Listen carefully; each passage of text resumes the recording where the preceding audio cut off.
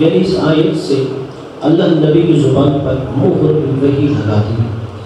اب نبی کی زبان سے دو چیزیں سنی، ایک آیتیں سنی اور ایک فضیلتیں سنی.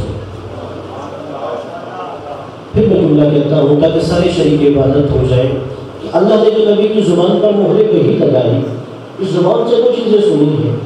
ایک نبی آیتیں سنا رہے تھے، دوسری آل کی فضیلتیں سنا رہے تھے. کیا وجہ ہے نبی آیتیں کیوں سنا رہے تھے اور اپنے اہل بیت کی فضیلتیں کیوں سنا رہے تھے؟ نبی آیتیں اس لیے سنا رہے تھے کہ اس سے پہلے اللہ نے تورات بھیجی، زبور بھیجی، انجیل بھیجی، مگر یہ امت کیسے مانتی کہ اللہ نے اس سے پہلے بھی کوئی آسمانی کتابیں نازل کی ہیں؟ ان کتابوں کی تائید کے لیے اللہ قرآن نازل کرنا ہے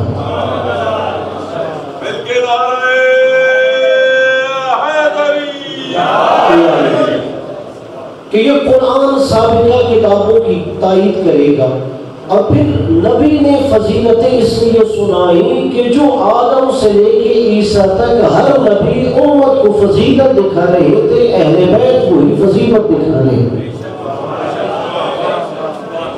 آپ قرآن پڑھیے سابقہ امتوں کے بارے میں، اللہ نے بار بار یاد دہانی کروائی کہ مثلاً وہ وقت یاد کرو جب آدم کو خلیفہ بنایا جا رہا تھا، وہ وقت یاد کرو جب جناب ابراہیم پر آتش نمرود کو گلزار بنایا جا رہا تھا، وہ وقت یاد کرو جب اسماعیل کے گلے پہ چھری چلائی جا رہی تھی، وہ وقت یاد کرو جب موسیٰ کے عصا کو اژدہا بنایا جا رہا تھا، وہ وقت یاد کرو جب موسیٰ کے لیے دریا میں راستہ بنایا جا رہا تھا، وہ وقت یاد کرو جب عیسیٰ کو پیدا ہوتے ہی گودوایا جا رہا تھا۔ اگر ہم کہیں بارے الہ تو ہمیں سابقہ نبیوں کے واقعات کو سنا رہا ہے، ہم جناب آدم کا کلمہ نہیں پڑھتے، ہم نے جناب نوح کا کلمہ نہیں پڑھنا، ان کی شریعت پہ نہیں چلنا، ہم نے جناب ابراہیم کا کلمہ نہیں پڑھنا، جناب ابراہیم کی شریعت پہ نہیں چلنا، جناب موسیٰ کا کلمہ نہیں پڑھنا، ان کی شریعت پہ نہیں چلنا، جناب عیسیٰ کا کلمہ نہیں پڑھنا، ان کی شریعت پہ نہیں چلنا، تو ہمیں ان کی فضیلتیں کیوں سنا رہا ہے؟ اجل نہیں، خدا کہیں یہی تو تمہیں سمجھانا چاہتا ہوں، جن کا تم کلمہ نہیں پڑھتے، جن کی شریعت پہ نہیں چلتے، جب ان کے فضائل بھلا دینا اللہ کو گوارا نہیں ہے تو جن کا کلمہ پڑھتے ہو، جن کی شریعت پہ چلتے ہو، ان کی فضیلتیں بھلا دینا کیسے گوارا ہو سکتا ہے؟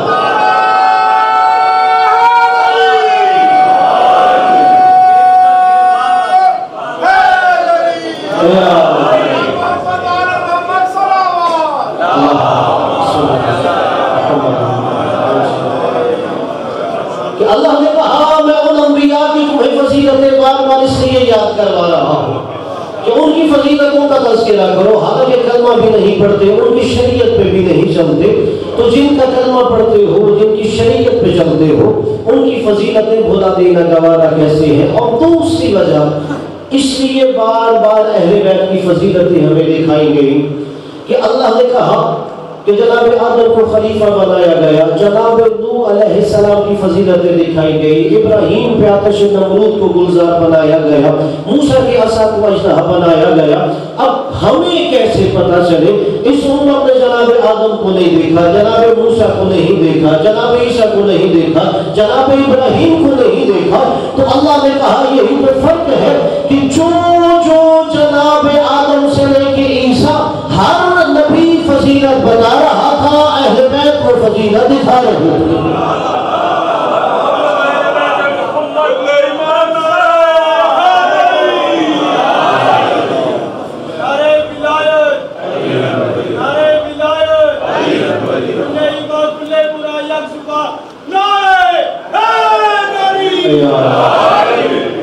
کہ جو فضیلتیں سابقہ انبیاء تمہیں بتا رہے تھے وہی تمہیں اہل بیت فضیلتیں دکھا رہے تھے۔ اب شاید کوئی کہے اگر یہاں غیر شیعہ ہو یا میری آواز سنے وہ کہے شاید یہ عقیدت ہے کہ یعنی جو انبیاء اس پرانے زمانے میں فضیلتیں ان کی بتا رہے تھے وہی اہل بیت فضائل بتا رہے تھے، یہ کیسے ہمیں پتہ چلے کہ اہل بیت فضیلتیں دکھا رہے تھے؟ چونکہ چھٹے امام کا دن ہے۔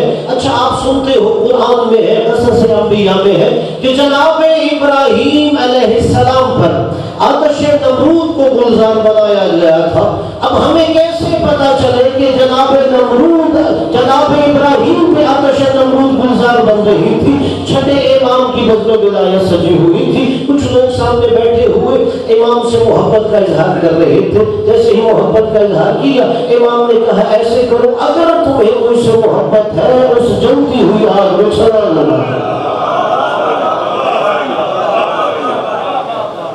کہ اگر تمہیں مجھ سے محبت ہے تو جاؤ جلتی ہوئی آگ میں چھلانگ لگا دو۔ کہتے ہیں مولا اس آگ سے بچنے کے لیے ہی تو آگ کا دامن تھاما ہے، آپ ہمیں دنیا میں ہی آگ میں پھینک رہے ہیں، ہیں ہم تو چاہتے ہیں کہ جہنم کی آگ سے بچ جائیں، اور آپ کہہ رہے ہو آگ میں چھلانگ لگا دو۔ مولا نے کہا اگر تم میری بات اتنی بھی نہیں مان سکتے تو پھر محبت کا دعویٰ کیسے کر رہے ہو؟ ابھی یہ باتیں ہو رہی تھی کہ امام کا حقیقی چاہنے والا، امام کا پیروکار، امام کا شیعہ ہارون مکی آ گیا ہے۔ کہتے حالت یہ ہے کہ اس کے اجڑے ہوئے بال تھے، کھولا ہوا گریباں تھا، چڑھی ہوئی آستینیں تھی۔ اس نے آ کے امام کو سلام کیا، السلام علیکہ یا سیدی و مولائی۔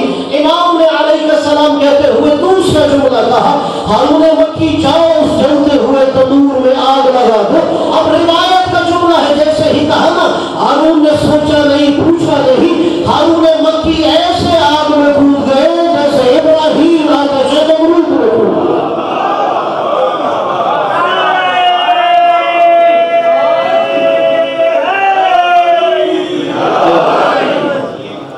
جناب ہارون مکی نے نہیں پوچھا امام مجھے کیوں حکم دے رہے ہیں کہ آگ میں چھلانگ لگا دو؟ فوراً ہارون مکی نے ایسے جلتی ہوئی تنور میں آگ لگا دی جیسے گویا ابراہیم آتش نمرود میں چھلانگ لگا رہے تھے۔ اب جیسے ہی تھا امام نے غلام سے کہا جاؤ تندور کا ڈھکنا بند کر دو۔ اب اس نے اوپر ڈھکنا کیا، اب وہ آ گیا۔ اب امام نے پھر ان لوگوں سے گفتگو شروع کر دی۔ اب امام گفتگو کر رہے ہیں، مگر وہ جو سامنے بیٹھے ہوئے تھے ان کا ذہن امام کی طرف نہیں ہارون مکی کی طرف تھا۔ اب وہ سوچ رہے تھے کہ وہ جل گیا ہوگا، اب وہ تو ختم ہو گیا ہوگا، وہ بھول گیا ہوگا، وہ تو بالکل اس کا نام و نشان نہیں رہ گیا ہوگا۔ اب تھوڑی دیر کے بعد امام سے وہ کہتے ہیں کہ مولا وہ جو ہارون مکی نے تندور میں چھلانگ لگائی ہے اس کا بھی تو پتہ کیجیے۔ امام علیہ السلام نے کہا اسے وہیں پڑا رہنے دو، میں نے اسے حکم دیا ہے، اس نے حکم کی تعمیل کر دی ہے، وہ وہیں تنور میں آرام اسے کرنے دو۔ جب کافی دیر گزر گئی اور امام نے ان کے چہروں پہ پریشانیاں دیکھی، اب امام نے کہا اچھا چلو جاؤ دیکھتے ہیں کہ وہ تنور میں اس کی حالت کیا ہے۔ اب جیسے ہی امام علیہ السلام نے اس کے تنور سے ڈھکنا اٹھایا، وہ ایسے لگ رہا تھا جیسے گلستان جنت میں بیٹھا ہے، وہ ایسے لگ رہا تھا جیسے گلستان جنت میں بیٹھا ہے۔ اب جس کے ذہن میں امام صادق کی ولایت ہے اسے نماز شب جیسا لطف آئے گا۔ اب امام نے جیسے ہی ڈھکنا اٹھایا ایسے لگ رہا تھا وہ جیسے گلستان جنت میں بیٹھا ہو۔ اب لوگ کہیں گے اچھا ابراہیم تو اس لیے آگ گلزار ہو گئی چونکہ وہ اللہ کے نبی تھے۔ نہیں، اگر دونوں کو دیکھنا ہے کہ جناب ابراہیم پہ آتش نمرود گلزار ہو گئی، یہاں پہ ہارون مکی پر بھی آگ گلزار ہو گئی، دونوں میں ایک چیز مشترک تھی، ابراہیم کو قرآن شیعہ کہہ رہا ہے، ہارون مکی کو میرا چھٹا امام شیعہ کہہ رہا ہے۔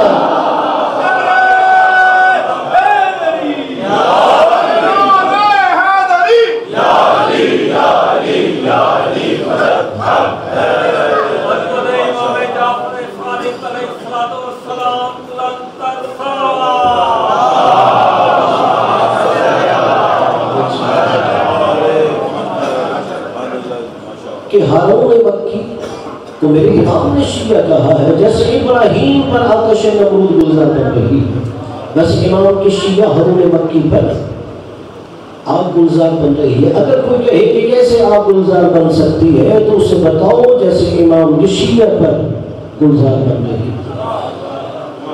پھر ہمیں قرآن نے بتایا کہ جناب موسیٰ علیہ السلام کی عصا کو اژدہا بنایا گیا، کہ جناب موسیٰ کے زمانے میں جادو کا زور چلتا تھا اور ہر نبی کا معجزہ اس زمانے کے حساب سے ہوتا ہے۔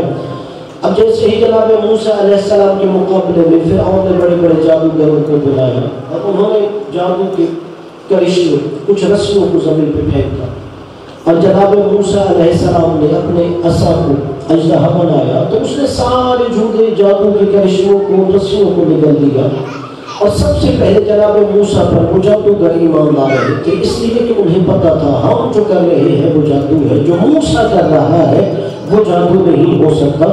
اب اسی طرح ہمیں کیسے پتا چلے کہ کیا ممکن ہے کہ اس طرح جادو کے رسیوں کو بھی نگلا جا سکتا ہے؟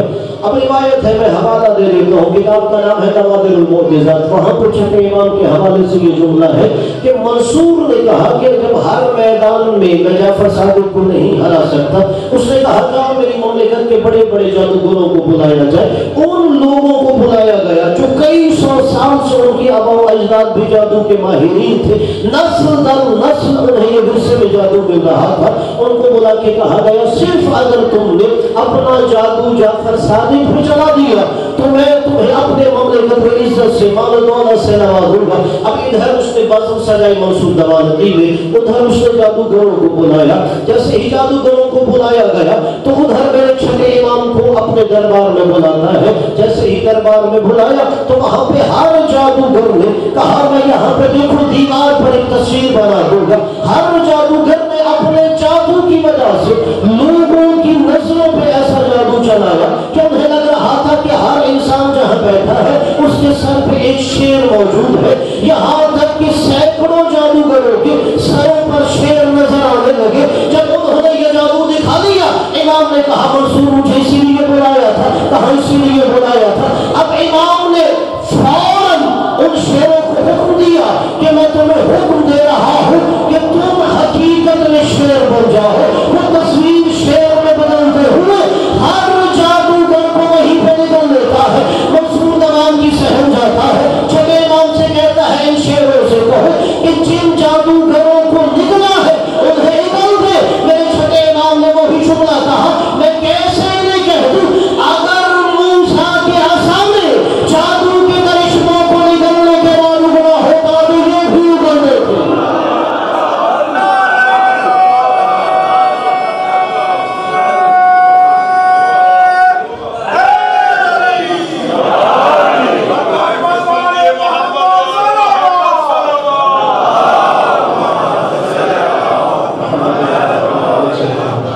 مالک آپ کو سلام دیا۔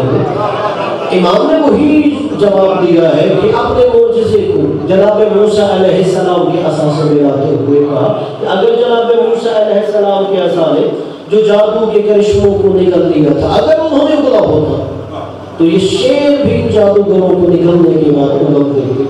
تو جو سابقہ امتوں میں انبیاء بتا رہے تھے وہی یہ اہل بیت دکھا رہے تھے۔ اور پھر اگر امام صادق کی زندگی آپ دیکھیے، ہمارے 12 اماموں میں سے جس امام نے سب سے طولانی زندگی گزاری ہے وہ امام صادق۔ امام کی ظاہری حیات 65 برس تھی اور سارے اماموں میں سب سے طولانی زندگی امام صادق کی تھی۔ آپ نے 12 سال اپنے دادا امام علی زین العابدین علیہ السلام کے ساتھ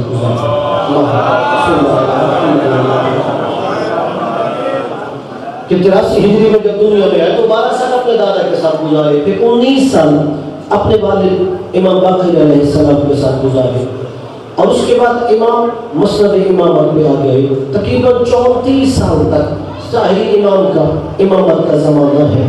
جو ظاہری امامت کا زمانہ ہے تو آپ نے اموی بادشاہوں کا زمانہ دیکھا اور 2 عباسی بادشاہوں کا زمانہ دیکھا۔ اب بنو امیہ کا ظلم سنتے ہیں، مگر جب بنو عباس آئے تو خاندان اہل بیت بنو امیہ کا بھی ظلم بھول گئے تھے، اور یہی وجہ ہے جو پہلا بادشاہ ابو العباس صفح اسے کہا جاتا ہے۔ صفح اسے کہتے ہیں جو بہت زیادہ خون ریزی کر رہا ہو۔ اس نے سب سے پہلے کیا کیا کہ جو بنو عباس کو تخت تک لے کے آنے والے تھے انہوں نے یہ نعرہ لگایا تھا حکومت میں آنے سے پہلے، الرضا لآل محمد، ہمیں آل محمد کی رضا چاہیے۔ یعنی لوگوں کو سیاسی طور پر اپنے قریب کرنے کے لیے، دھوکہ دینے کے لیے، جیسے آج کل کے سیاستدان جو سمجھتے ہیں کہ جس سے لوگوں کو قریب کیا جاتا ہے وہ سمجھدار دکھانے کے لیے ویسے نعرے لگائے جاتے ہیں، تو بنو عباس بھی جانتے تھے کہ ہر مسلمان کے دل میں نبی کی آل کی محبت ہے۔ انہوں نے نعرہ لگایا الرضا لآل محمد کہ ہم صرف آل محمد کی خوشنودی چاہتے ہیں، اور یہی وجہ ہے کہ ابو سلمہ جیسے لوگ، ابی مسلم خراسانی جیسے لوگ جو امام کے پکے شیعہ تھے، انہوں نے کہا اگر آل محمد کی خوشنودی چاہتے ہیں وہ بنو عباس کے ساتھ بنو امیہ کے خلاف لڑتے رہے، اور جب یہ اقتدار میں آ گئے انہوں نے سب سے پہلے علی کے ان شیعوں کو قتل کیا، ابو مسلم خراسانی، اور اس کے بعد دوسرا مرحلہ ان کے لیے کہ یہ جو آئمہ اہل بیت ہے جب تک یہ موجود ہے لوگ ہمارے دروازے پہ نہیں آئے۔ اب اس کے مقابلے پہ انہوں نے کیا کیا کہ کہ انہوں نے اپنے امام بنانے شروع کر دیے. حالانکہ آپ جانتے ہیں کہ امام ابو حنیفہ امام صادق کا شاگرد تھا، امام شافعی امام صادق کا شاگرد تھا، امام شافعی امام مالک امام صادق کا شاگرد تھا، امام شافعی امام کے شاگرد کا شاگرد تھا، امام احمد بن حنبل امام کے شاگرد کا شاگرد تھا. اب انہوں نے کہا کہ امام صادق کے مقابلے میں امام کے شاگردوں کو لایا جائے تاکہ انہیں خود ایسے مال و دولت کا لالچ دیا جائے کہ وہ امام علیہ السلام سے ہٹ کے لوگ ان کے دروازے پہ آ جائیں. مگر یاد رکھیے لوگوں کا بنایا ہوا اور ہوتا ہے، اللہ کا بنایا ہوا اور ہوتا ہے. لوگوں کا بنایا ہوا محتاج ہے کہ لوگ مجھے مانیں گے تو میں مانا جاؤں گا، مگر اللہ کا بنایا ہوا محتاج نہیں ہوتا. اگر ساری دنیا اس سے وہ موڑ لے اس کی شان کم نہیں ہوتی، اور ساری دنیا اس کے دروازے پہ چھوٹ جائے اس کی شان بڑھنے لگ جاتی ہے. اس لیے امام صادق کچھ چیز کی پرواہ نہیں. اگر امام کو دیکھا جائے تو امام نے اپنے علمی حلقے سجانا شروع کر دیے. امام نے کہا کہ اگر مکتب اہل بیت ہمیشہ زندہ پائندہ رہے گا تو وہ علم کی بنیاد پر زندہ رہے گا. اور یہاں تک کہ جب امام علیہ السلام درس دیتے تھے تو وہاں پہ 900 علمی حلقات ہوتے تھے کہ جہاں پر امام علیہ السلام مختلف موضوعات پہ گفتگو کرتے تھے. 4000 صرف امام علیہ السلام کے ڈائریکٹ شاگرد تھے جو زمانے میں امام سے علم حاصل کر رہے تھے. اور وہاں پر چونکہ اب فلسفے کے دروازے کھولے گئے تو اسی دوران فلسفے کے ذریعے لوگ تحریہ ہونے لگے، اللہ کے وجود کے منکر ہونے لگے. امام کے زمانے میں 3 بڑے تحریہ تھے. جعد بن درہم تھا، ابو شاکر دیسانی تھا، ابن ابی العوجہ تھا. تینوں نے امام کے دروازے پر سر جھکا کے اپنے نظریات سے قائم ہوئے تھے. ابو شاکر دیسانی کو صرف ایک جملے سے مولا نے تحریہ اور ملحد سے ہٹا کے اللہ کے وجود کو ماننے پر مجبور کر دیا تھا. ابو شاکر دیسانی امام کے پاس آتا ہے اور امام سے کہتا ہے آپ لوگوں کو بار بار اللہ کے وجود کے بارے میں دلائل دے رہے ہوتے ہو، آپ کے پاس دلیل ہی کیا ہے کہ اس کائنات کو بنانے والا کوئی خالق ہے، کوئی مالک ہے، کوئی اللہ ہے. امام نے دیکھا کہ ابو شاکر اکیلا نہیں آیا، اس کا بیٹا بھی ساتھ آیا ہے. اور آپ دیکھتے ہیں کہ بس اوقات بچوں کے ہاتھ میں جو ہو اگر اچانک انہیں چلنے کو کہیں ویسے چل پڑتے ہیں. اس کے بیٹے کے ہاتھ میں انڈا تھا. امام نے کہا ابو شاکر مجھے یہ بتا اگر ایک قلعہ بند ہو اور اس قلعہ کے اندر 2 دریا بہ رہے ہو، ایک سونے کا دریا بہ رہا ہو، دوسرا چاندی کا دریا بہ رہا ہو. سونے کا دریا چاندی سے نہیں ملتا، چاندی کا دریا سونے کے دریا سے نہیں ملتا. اور کہا حالت یہ ہے کہ اس قلعے کی دیواریں ایسے بند ہیں کہ ہوا بھی گزرنے کی اجازت نہیں مل رہی. اور کچھ عرصہ بعد دیکھا جائے اسی خلا کے اندر سے اگر ایک مخلوق پیدا ہو جائے تو بتاؤ اسے پیدا کرنے والا کون ہو سکتا ہے؟ ابو شاکر دیسانی حیران ہو گیا. امام سے کہتا ہے نہ تو میں نے آج تک کوئی ایسا قلعہ دیکھا ہے، نہ ہی ایسے میں نے سونا چاندی کے دریا دیکھے ہیں جو ایک دوسرے سے ملتے بھی نہیں ہے، اور نہ ہی دیکھا ہے وہاں سے کوئی مخلوق نکل رہی ہو. امام نے اس کے بچے سے مخاطب کرتے ہوئے کہا میرے قریب آؤ. وہ قریب آیا. امام نے کہا یہ انڈا میرے ہتھیلی پہ رکھو.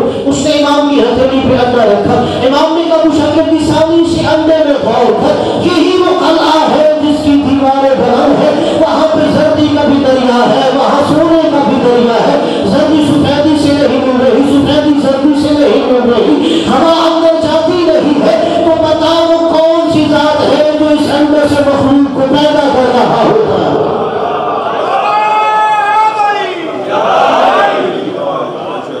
یہ ابو شاکر دیسانی تھا. دوسرا جو ملحد تھا وہ ابن ابی العوجہ. عوجہ کہتے ہیں جس کے اندر ٹیڑھا پن ہو. جیسے نام اس کا عوجہ تھا تو اس کے مزاج میں بھی وہ ٹیڑھا پن تھا. امام کے پاس آ کے کہتا ہے، آپ جانتے ہیں کہ آج کل جو ایتھیسٹ کہتے ہیں، ایگنوسٹک کہتے ہیں، ان کے سوالات بھی ایسے ہوتے ہیں. ابن ابی العوجہ امام سے کہتا ہے آپ مسلمان کب تک کعبے کی زمین کو روندتے رہو گے اور کب تک اس پتھروں کے گھر کی پوجا کرتے رہو گے کہ سارے مسلمان حج کے موقع پہ مکے آ جاتے ہو، ایک پتھروں کا گھر ہے جسے پوجا کرتے رہتے ہو. امام نے کہا یاد رکھ ابن ابی العوجہ ہم اس گھر کی عبادت نہیں کرتے، گھر کے مالک کی عبادت کرتے. پھر میں کہہ رہا ہوں شاید کوئی کہے کہ ہم اس گھر کو سجدہ کرتے ہیں. امام نے کہا ہم اس گھر کی عبادت نہیں کرتے، گھر کی مالک کی عبادت کرتے ہیں، اور مولا نے کہا گھر کی نسبت جس مالک سے ہے اس وجہ سے گھر کا احترام کرتے ہیں۔ آپ نے جملہ پہلا امام کا ذہن میں رکھتے، امام نے کیا کہا؟ احترام نسبت کی وجہ سے گھر کا کر رہے ہیں۔ اس نے کہا امام صادق سے، اچھا گھر کی عبادت نہیں کر رہے، گھر کے مالک کی کر رہے ہیں، اور اس کی نسبت سے گھر کا احترام کر رہے ہیں۔ وہ کہتا ہے گھر پھر بھی تمہیں نظر آتا ہے مگر گھر کا مالک نظر نہیں ہے۔ جو نظر نہیں آ رہا اس سے بہتر ہے اس کو سجدہ کرو جو نظر آ رہا ہے۔ پھر سورت احمد سے اعتراض آ گئے کہ گھر تو نظر آتا ہے، کہہ رہے ہو ہم اسے سجدہ نہیں کر رہے، مگر جو گھر کا مالک ہے اللہ وہ تو نظر ہی نہیں آتا، تو اسے کیسے سجدہ کر رہے ہو؟ امام نے کہا یاد رکھ یہی تو فرق ہے، تجھے کس نے کہہ دیا کہ عبادت کرنے کے لیے اللہ کو چھپنے کے لیے نظر آنا ضروری ہے؟ امام نے کہا یہی تو مخلوق اور خالق میں فرق ہے، خالق آنکھوں سے نہیں دیکھا جاتا، اسے عقل سے دیکھا جاتا ہے۔ امام نے فرمایا اللہ کی معرفت اس سے ہوتی ہے جو اپنے عقل سے اسے پہچاننا چاہتا ہے۔ امام نے کہا وہ آنکھوں سے نظر نہیں آتا، وہ عقل سے نظر آتا ہے۔ جب تو عقل کے ذریعے اسے دیکھنا چاہے گا تو وہ اپنی مظاہر قدرت سے تجھے نظر آ جائے گا۔ پھر وہ کہتا ہے اچھا اگر تمہارا اللہ ہے تو یہ کیسے ممکن ہے؟ اگر وہ زمین پہ ہوگا تو آسمان پہ نہیں ہوگا، اگر آسمان پر ہوگا تو زمین پر نہیں ہوگا۔ امام نے کہا ابن ابی الاوجاع تجھے اللہ کی معرفت ہی نہیں ہے، تجھے کس نے کہہ دیا کہ خالق اگر زمین پہ ہو تو آسمان پہ نہیں ہو سکتا، آسمان پہ ہو تو زمین پہ نہیں ہو سکتا؟ امام نے کہا یہ مخلوق کی صفت ہوتی ہے، خالق کہتے ہی اسے ہے جو اپنی قدرت سے ہر جگہ پہ موجود ہوتا ہے، جو اپنی قدرت سے، اپنے جسم سے نہیں، اپنی قدرت سے ہر جگہ پر موجود ہوتا ہے۔ اگر آپ اس کے اعتراض میں غور کریں، اس نے دو وجہ سے اعتراض کیا۔ امام نے کہا ایک نسبت کی وجہ سے تجھے سمجھ کعبہ نہیں آ رہا، دوسرا اللہ کے غائب ہونے کی وجہ سے تجھے اللہ پہ ایمان نہیں آ رہا۔ یعنی امام نے کہہ دیا جو بے دین ہوتا ہے دو وجہ سے ہوتا ہے، جب وہ غائب پر ایمان نہیں رکھ رہا ہوتا، جب وہ نسبت پر منکر ہو رہا ہوتا ہے۔ شیعہ حیدر کرار ناز کیا کرو ہمیں غیب پر اتنا ایمان ہے کہ آج ہمارا 12واں پردہ غیبت میں موجود ہے، ہمیں نسبت پہ اتنا یقین ہے کہ پوری عزاداری کے سلسلے سے ہم ہی وابستہ ہے۔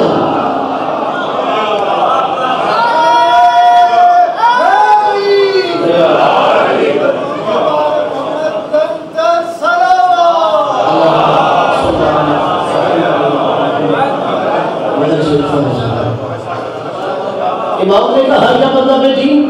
غیب کے انکار کی وجہ سے ہوتا ہے، اور یہی وجہ ہے کہ ہمارا امام غیب پہ ایمان ہے۔ اور دوسرا بندہ اس لیے بے دین ہوتا ہے وہ نسبت کا منکر ہو جاتا ہے، نسبت کے احترام کے لیے پوری عزاداری کا سلسلہ ہمیں اہل بیت کا ہے۔ بالآخر منصور نے کہا ایسے کرتے ہیں کہ امام کے شاگرد نعمان بن ثابت کو امام کے مقابلے میں لے کے آتے ہیں، اور وہاں پہ مناظرہ منصور نے رکھا کہ ایک طرف امام کا شاگرد ہے، دوسری طرف امام ثابت ہے، اور 40 سوال نعمان بن ثابت نے امام سے کیا۔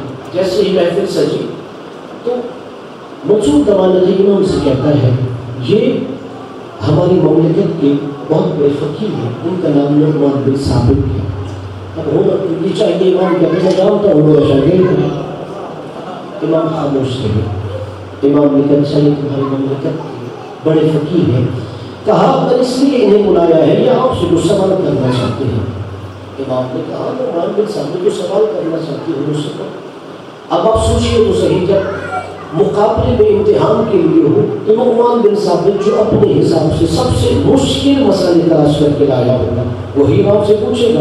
امام سے پہلا سوال کرتا ہے، یہ 40 سوال ہے، بس چند سوال میں کہہ کے آگے بڑھوں گا تاکہ بچوں کے لیے ایک علم کا دروازہ کھول دوں، باقی خود جا کے تلاش کیجیے گا۔ وہ کہتا ہے پہلا سوال یہ ہے کہ آپ کہتے ہیں مذہب اسلام میں ذبیحہ حلال ہوتا ہے، مردار حرام ہوتا ہے، تو بچوں کے لیے کیا بزرگ جانتے ہیں مثلا مرغی کا گوشت حلال ہے، مگر گوشت حلال بھی تب ہوگا جب اسے حلال طریقے سے ذبح کیا جائے۔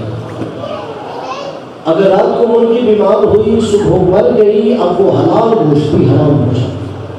حلال طریقے سے ذبح کیا، یہ ذبیحہ ہو گیا، جو خود ہی مر گئی وہ مردار ہو گئی۔ کہا آپ کہتے ہو ایک ہی جانور ہے، اس کا گوشت حلال تھا، مگر آپ نے کہا حلال کے لیے شرط یہ ہے، ذبیحہ ہے تو حلال ہے، مردار ہے تو حرام ہے، اس کی وجہ کیا ہے؟ مولانا نے کہا فرق یہ ہے کہ ذبیحہ میں جانور کے جسم سے خون نکل جاتا ہے، مردار کے جسم میں خون رہ جاتا ہے۔ جو علم دوست ہے اسے لطف آئے گا کہ جو ذبیحہ ہے اس کے بدن سے خون نکل جاتا ہے، جو مردار ہے اس کے بدن میں وہ رہ جاتا ہے خون۔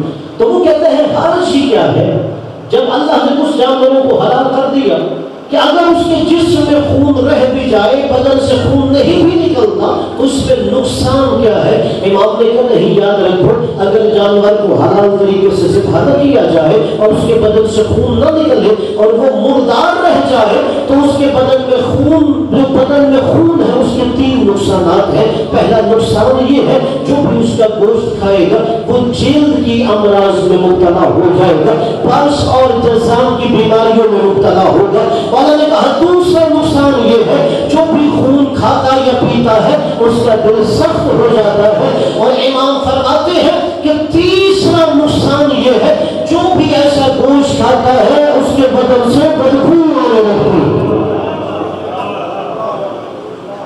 تو پہلے یہ نقصان ہے۔ اس نے کہا ٹھیک ہے اگر بدن سے خون نکل گیا تو حلال ہے، اگر بدن میں خون رہ گیا مردار ہے، حرام ہے۔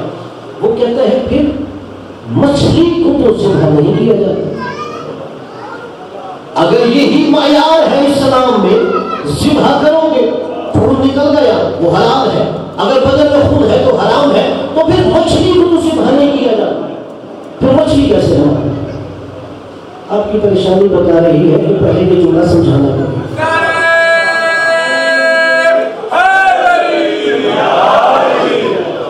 کچھ لوگ مجھے پریشان ہو کے دیکھ رہے ہیں، وہ یہ سوچ رہے ہیں کہ مچھلی حلال کیسے ہوگی؟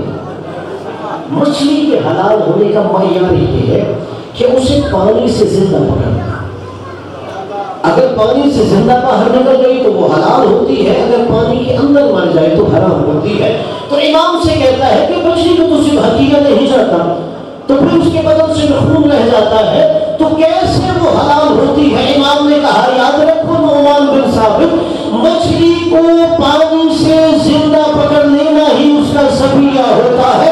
اس کی وجہ یہ ہے کہ مچھلی کے بدن میں بہت کم خون ہوتا ہے، جب مچھلی کو پانی سے زندہ پکڑتے ہو تو مچھلی تڑپنے لگتی ہے، جیسے ہی مچھلی تڑپتی ہے وہ تھوڑا سا خون اس کے سر کے پاس جمع ہو جاتا ہے، اور یہی مچھلی کو زندہ پکڑ لینا اس کا ذبیحہ قرار پاتا ہے۔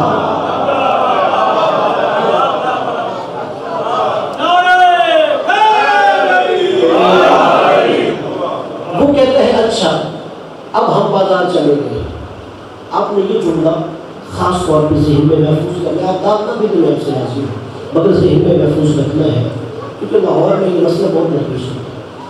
اس نے امام سے کہا ہم بازار گئے، بازار سے ہم گوشت لے کے آئے، ہمارے سامنے تو جانور ذبح نہیں ہے، اب ہمیں کیسے پتا چلے گا یہ ذبیحہ ہے یا مردار ہے؟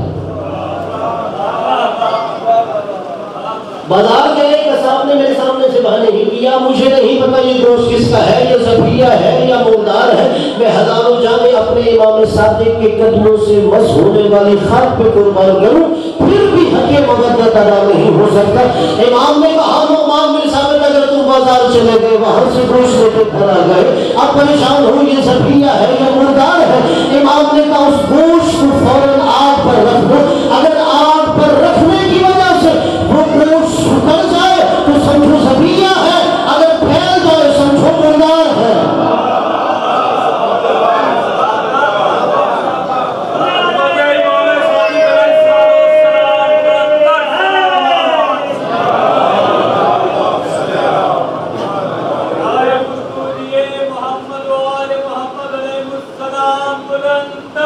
سلام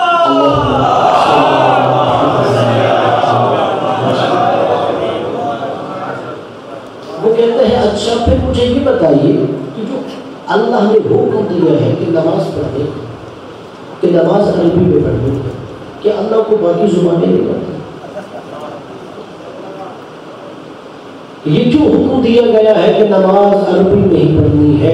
امام نے کہا اس لیے اللہ نے حکم دیا ہے کہ نماز عبادت عربی زبان میں کرو تاکہ عبادت کا طریقہ اپنی اصلی حالت میں باقی رہے، تاکہ نماز میں تغیر و تبدل نہ ہو. پھر وہ کہتا ہے اچھا یہ مجھے بتائیے کہ کیا اللہ ہر طرف موجود نہیں ہے؟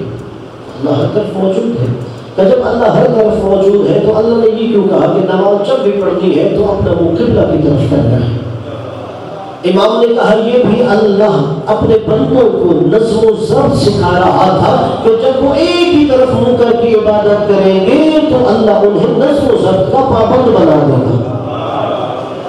کہتا ہے اچھا اللہ چاہتا ہے یہ میرے بندے ڈسپلن سیکھ جائیں، نظم و ضبط سیکھ جائیں، تو پھر یہ بتائیے اللہ نے نظم و ضبط کے لیے موت کا ایک وقت مقرر کیا ہے. اللہ اور نظم و ضبط سکھا دے کہ ہر بندے کے لیے موت کا ایک وقت مقرر ہے جو اللہ اس کو دل میں ڈال دیتا، فلاں بیماری سے مرے گا یا فلاں عمر میں مرے گا. امام نے کہا سنو یہ بھی رحمت خدا بندی ہے کہ اللہ نے موت کا وقت مقرر نہیں کیا. اللہ چاہتا ہے میرا بندہ ہر وقت میری بارگاہ میں آنے کے لیے تیار ہونا چاہیے. کہ اگر اللہ موت کا وقت مقرر کر دیتا، یہ لوگ ساری زندگی اس کی نافرمانیاں کرتے کہ ابھی موت میں ایک بڑا وقت پڑا ہے، آخری وقت میں میں توبہ کر لوں گا، اللہ نے اس لیے وقت مقرر نہیں کیا. پھر وہ امام سے کہتے ہیں اچھا مجھے یہ بتائیے کہ آپ اپنے نسب پہ فخر کرتے ہیں کہ ہم آل رسول میں سے ہیں، ہم سادات میں سے ہیں، تو سادات ان کی خصوصی توجہ چاہوں گا، اس سے شکر ادا کیا کرو. امام سے کہتا ہے نعمان بن ثابت ابو حنیفہ کہ آپ اپنے سیادت پہ فخر کرتے ہو کہ ہم نسل رسول میں سے ہیں، یہ کون سا بڑا فخر ہے کہ آپ کا خاندان سید ہے. امام نے کہا سن ابو حنیفہ ہمارے سید ہونے کے لیے یہی کافی ہے، لوگ ہمارے نسب میں آتے ہیں، ہم کسی کے نسب میں نہیں جاتے.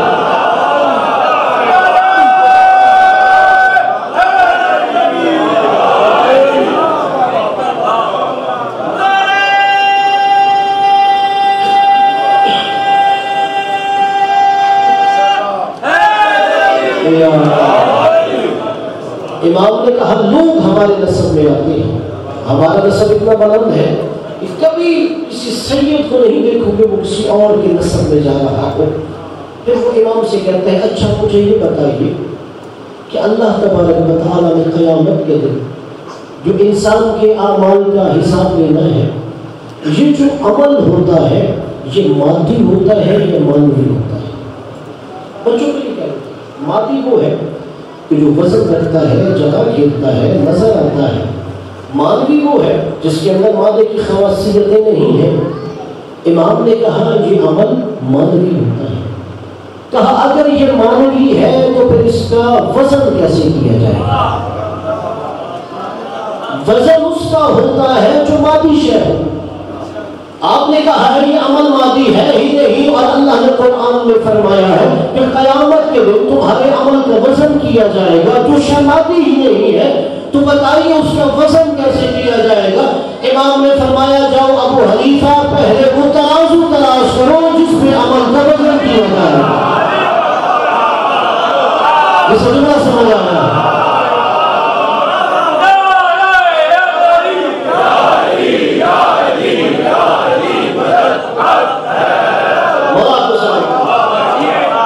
امام نے کہا جاؤ پہلے ترازو تلاش کر جس پہ عمل کا وزن کیا جاتا ہے. لوگ یہی سمجھتے ہیں کہ قیامت کے دن جب اعمال کو تولا جائے گا وہاں کوئی ترازو رکھا ہوا ہو جائے گا اور ایک جگہ پہ پنرے میں عمل رکھا جائے گا اور شاید دوسری جگہ کوئی وزن کے اوزان رکھے جائیں گے اور اس طرح نامہ اعمال تولا جائے گا. امام نے کہا عمل مادی ہے ہی نہیں جو اس میزان پر اسے تولا جائے گا. امام نے کہا جاؤ وہ میزان تلاش کرو. فوراً ابو حنیفہ کہتا ہے میں کہاں تلاش کروں؟ آپ ہی بتائیے وہ کون سا میزان ہے جس پر عمل کو تولا جاتا ہے؟ امام نے کہا وہ میزان کوئی اور نہیں، ہم چودہ کی ولایت پر تولا جاتا ہے.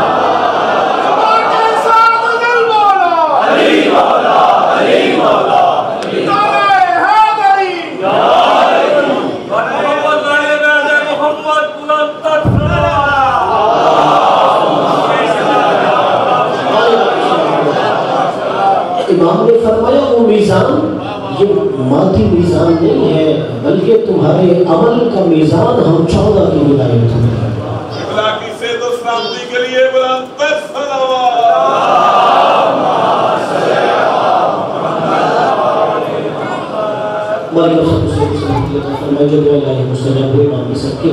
इमाम ने फरमाया वो जो मीज़ान है वो हमारी मोहब्बत और विलायत है। अगर तुम्हारे दिल में हमारी मोहब्बत और विलायत है तो इसका मतलब ये है कि तुम्हारे अमल में वज़न हो जाता है। और यही वजह है कि उसने सवाल किया कि मैं देखता हूँ जो आपका चाहने वाला है वो अमल में कमजोर होता है, जो आपका दुश्मन है वो अमल में आगे होता है। इमाम ने कहा इसलिए कि अल्लाह को पता है कि हमारे दुश्मन का अकीदा खराब है, तो जितना भी अमल करता है उसे फायदा नहीं होगा।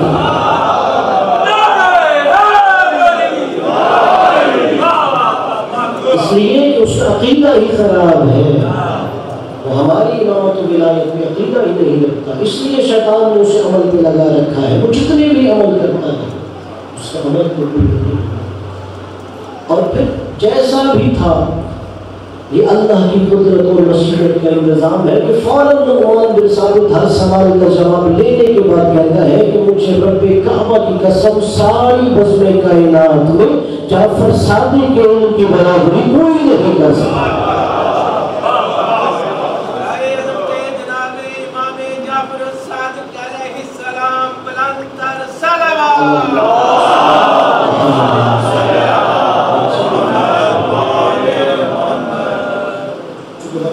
काफी फिर इमाम अलैहिस्सलाम उसने इराक में बुलाया और वहाँ पे इमाम अलैहिस्सलाम करबला गए, कूफा गए, नजफ गए। और इसलिए जितने ज़्यादा आप ज़ियारत पढ़ते हैं वो छठे इमाम से पढ़ते हैं कि इमाम ने तुम्हें बताया कि करबला जाओ, इमाम को सलाम कैसे करना है। छठे इमाम ने बताया मौला अली की शहादत के बाद पहली दफ़ा ये वो मकाम है नजफ का जहाँ मौला अली अलैहिस्सलाम को दफन किया गया। और फिर इमाम सादिक अपने घर में खुद सफ़े अज़म बिछाया करते थे।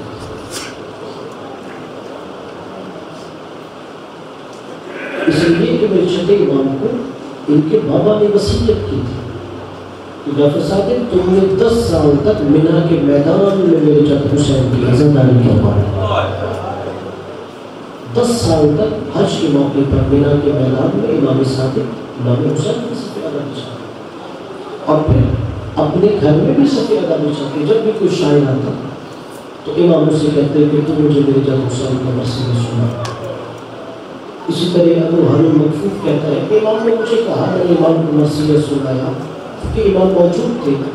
कहता है कि मेरे दिल में इमाम के एहतराम की वजह से मैं उस तरह नहीं अदा कर रहा था जैसे मैं लोगों में करता हूँ। इमाम ने कहा अबू हारून मकफूफ तो उस तरह आवाज़ और सूज में मुझे सुना जैसे तू हमारे आज़ादारों को सुनाता है। और कहता है इमाम ने घर में पर्दा लगाया और जब मैंने ये जुमला कहा ना कि हुसैन करबला में प्यासा था, मैंने पर्दे के पीछे से देखा कि किसी सैयदजादी की रोने की आवाज़ बुलंद की, वाह अबता हमारे हमारा जहां। और इसलिए इमाम हुसैन की अज़ादारी छठे इमाम इतनी की कि मशहूर रिवायत है कि मदीने वाले मुहर्रम का चाँद आसमान पे नहीं देखते बल्कि छठे इमाम के घर से रोने की इतनी आवाज़ें आती थी, लोग समझ जाते थे मुहर्रम का चाँद कबूल हो गया।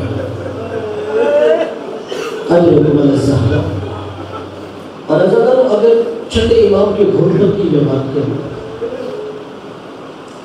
इमाम सादिक की जब इल्मी तौर पर हर मैदान में दुश्मन नाकाम हो गया तो मंसूर दवानकी ने कहा जाफर सादिक के घर पे हमला करो।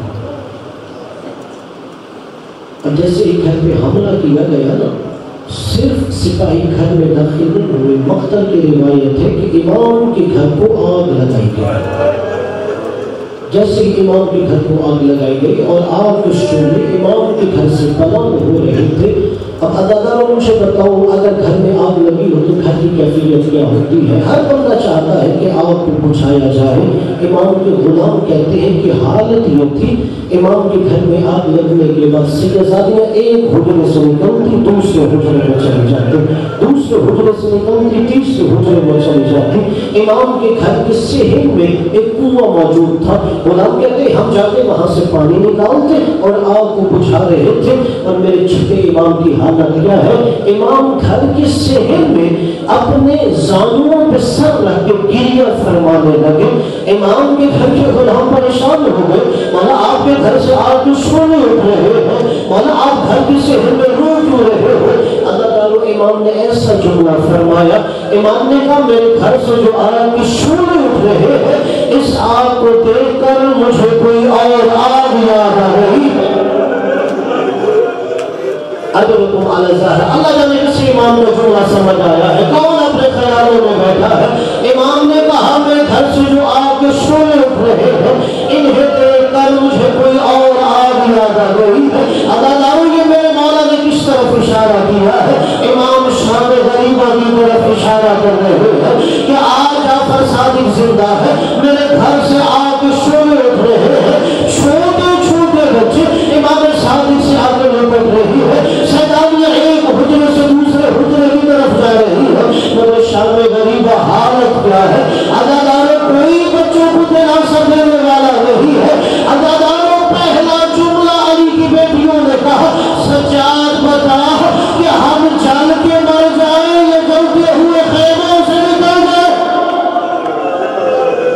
اجرکم علی الزہرا۔ اور عزاداروں جملہ ہے وہ جو میرا امام صادق جس آگ کو دیکھ کر رو رہا تھا نا یاد کرتے ہوئے، وہاں تک کہ جب جناب فاطمہ کبریٰ سلام اللہ علیہ مولا حسین کی بڑی بیٹی ہے، کہتے ہیں کہ جب وہ جلتے ہوئے خیموں سے باہر نکلی تھی اور ان کے سر سے لیلا اتاری جا رہی تھی تو ایک ملعون نے مولا حسین کی بیٹی کے سر میں تازیانہ مارا تھا، جس کی وجہ سے مولا کی بیٹی زمین پہ گر گئی تھی، چونکہ سر سے لیلا اتاری گئی۔ اب علی کی بیٹی علی کی پوتی کا دل نہیں چاہ رہا تھا میں اس حالت میں کھڑی ہو جاؤں۔ کب جناب فاطمہ کبریٰ زمین سے کھڑی ہوئی، روایت ہے زینب سلام اللہ علیہا آئی، دیکھا کہ فاطمہ کبریٰ سلام اللہ علیہا میں بے ہوشی کی حالت میں ہے، اٹھایا فاطمہ بیٹا اٹھو، کیوں یہاں پہ کربلا کی خواب میں آرام کر رہی ہو؟ کہا پھوپھی اماں میرے سر پہ رضا نہیں ہے۔ کہ فاطمہ آنکھیں کھولو، اماں تو کی مسلم کی تیری پھوپھی کے سر پہ بھی رضا نہیں ہے۔ عزاداروں حسین کی بیٹی کہتی ہے میں نے زندگی میں پہلی دفعہ اپنی پھوپھی زینب کو بے پردہ دیکھا۔ اجرکم علی الزہرا۔ جس کی ہائے نکلی ہے علی کی بیٹی ہے اس کی دعائیں قبول فرمائے۔ اللہ تعالیٰ جو دعائیں لائے ہو مستجاب ہو۔ عزاداروں پھر منصور دبانقی ملعون نے، یہی شوال کا مہینہ تھا، امام کی شہادت سے ایک روز پہلے مدینہ کے گورنر محمد بن سلیمان کو اس نے زہر بھیجا کہ تم نے جعفر صادق کو انگور میں زہر کھلانا ہے۔ عزاداروں جیسے ہی یہ زہر پہنچے، ایک جملہ کہوں، اگر آپ کسی بھی امام کی شہادت کی روایت مقتل کی کتابوں میں پڑھو کہ ایسا زہر ہر امام کو دیا جاتا تھا کہ امام کے جگر کے ٹکڑے کٹ کر کے گر رہے ہوتے تھے، امام ایسے تڑپ رہے ہوتے تھے جیسے مچھلی کو پانی سے نکالا جائے تو مچھلی تڑپتی ہے۔ اللہ جانے زہرا کے بچوں کے لیے دشمن یہ زہر کہاں سے خریدا۔ عزاداروں انگوروں میں امام علیہ السلام کو زہر دیا گیا۔ محمد بن سلیمان نے امام کو جو مدینے کا گورنر ہے بلاتا ہے، امام علیہ السلام کے سامنے انگور رکھے۔ پہلے امام علیہ السلام نے انکار فرمایا، جب اس نے امام علیہ السلام کو مجبور کیا تو امام علیہ السلام نے چند دانے تناول فرمائے۔ اس کے بعد امام اٹھے اور دربار سے باہر نکلنے کا ارادہ کرتے ہیں۔ مدینہ کا گورنر رو کے کہتا ہے محمد باقی کے بیٹے کہاں جا رہے ہو؟ امام نے کہا وہی جا رہا ہوں جہاں تو بھیجنا چاہتا ہے، میں وہی جا رہا ہوں جہاں تو بھیجنا چاہتا ہے، تو میرے بچوں کو یتیم کرنا چاہتا ہے۔ عزاداروں امام علیہ السلام گھر آئے اور جناب حمیدہ کہتی ہے کہ امام نے اپنی ساری اولاد کو اکٹھا کیا اور امام نے اپنی شہادت سے پہلے ایک وصیت فرمائی، لا تنال الشفاعت لا مستخفا بالصلاۃ، نماز کا دامن کبھی نہ چھوڑنا، ہماری شفاعت اسے نہیں مل سکتی جو نماز کو حقیر سمجھتا ہے۔ عدالتوں یہ کہتے ہوئے میرے چھوٹے امام دنیا سے رخصت ہو گئے۔ عدالتوں امام نے باقی وصیتیں کسی کی؟ امام موسیٰ کاظم علیہ السلام کو وصیتیں فرما رہے تھے کہ تم نے مجھے غسل دینا ہے، تم نے مجھے کفن دینا ہے۔ عدالتوں ایک جملہ کہوں کہ امام جعفر صادق کس سے وصیت کر رہے ہیں؟ اپنے بیٹے موسیٰ کاظم علیہ السلام کو، اور بیٹے نے غسل بھی دیا ہے، بیٹے نے کفن بھی دیا ہے، اور بڑے شان سے یہ واحد امام ہے کہ سب سے زیادہ ہجوم اس امام کے جنازے میں تھا۔ عدالتوں بڑی شان سے امام کا جنازہ اٹھایا گیا۔ اگر اسی بیٹے امام موسیٰ کاظم کو دیکھو، کوئی جنازہ اٹھانے والا نہیں تھا، بلکہ یہ اعلان کیا جا رہا تھا کہ لوگوں کو پردیسی زندان میں مارا گیا ہے، کچھ مزدوروں کو بلایا گیا ہے، امام جعفر صادق کے بیٹے کا جنازہ اٹھایا گیا ہے۔ جب ایک مومن امام کے جنازے کے پیچھے روتے ہوئے جا رہی تھی اور لوگوں نے کہا تھا کیا یہ تیرے بیٹے کا جنازہ جا رہا ہے؟ اس نے کہا میرے بیٹے کا جنازہ نہیں ہے، اگر بغداد والوں میرے بیٹے کا جنازہ ہوتا، سارے بغداد والے میرے بیٹے کے جنازے میں آتے، یہ تو زہرا کا بیٹا عالم غربت میں مارا گیا۔ اجرکم علی الزہرا، عدالتوں امام علیہ السلام کے جنازے کو بھی اٹھایا گیا۔ عدالتوں جو یہاں کوئی زائر موجود ہے نا جس نے عمرہ یا حج کیا ہے وہ میرے اس جملے کی تائید کرے گا۔ اب بھی اگر کوئی حاجی ہو یا عمرے کا زائر ہو، اگر اس سے پوچھو کہ حالت کیا ہے، وہ روتا ہوا آپ کو بتائے گا کہ میرے امام جعفر صادق علیہ السلام کی قبر خدا ہے، آج بھی دھوپ میں تپ رہی ہوتی ہے، آج بھی کوئی سایہ موجود نہیں ہے۔ عدالتوں میں رشتے امام کا عام ظاہر یہ برداشت نہیں کر سکتا کہ میرے امام کی صرف قبر دھوپ میں تپ رہی ہے۔ مجھے بتاؤ حسین کی بہن زینب صلاح اللہ علیہا کی اس وقت حالت کیا ہوگی جس نے بھائی کا لاشا تپتی ہوئی دھوپ میں دیکھا۔ اجرکم علی الزہرا، عدالتوں جب امام صادق نے وصیت فرمائی کہ آہستہ آہستہ امام کی آواز بند ہونے لگی، امام موسیٰ کاظم علیہ السلام آگے بڑھے، بابا کی نبض پہ ہاتھ رکھا، اپنے امامے کو اتار کے زمین پہ رکھ دیا، فرمایا انا للہ و انا الیہ راجعون۔ عدالتوں میرے امام کی تین بیٹیاں تھی، میرا دل کہتا ہے بیٹیاں بھی تو بابا بابا کہتے ہوئے اپنے بابا کی جنازے پہ گر گئی ہوگی۔ ادھر سے موسیٰ کاظم بڑے ہو گئے، ادھر سے بھائی عبداللہ آفتہ بڑا ہوگا، بڑے پیار سے اپنی بہنوں کو اپنے بابا کے جنازے سے ہٹا